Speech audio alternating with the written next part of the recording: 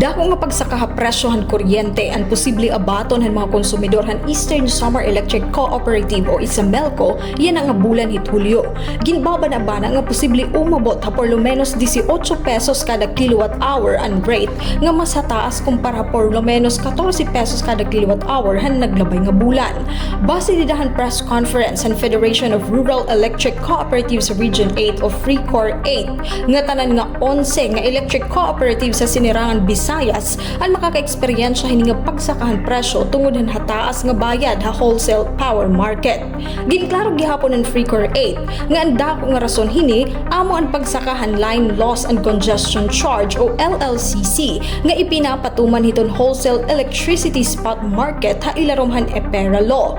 Ginklaro pa han mga opisyal nga ini nga LLCC amo iton pass-through charge. Ang mga cooperative sugad iton Isamelco in mga parang kolekta lang ang gindidiretsoan sa lapi nga duha merkado hit kuryente.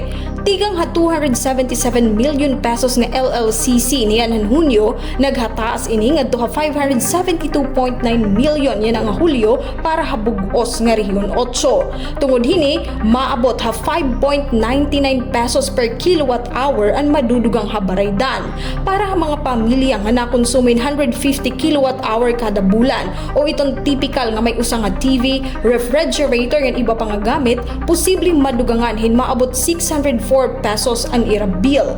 Bisan pa man, iton pagdungan hang kabaraydan in madepende lagi hapon ha binulan nga konsumo. Ha Isamelco, ang por lo menos 18 pesos kada kilowatt hour in por lo menos 4 pesos kada kilowatt hour nga dugang tikang han naglabay nga billing.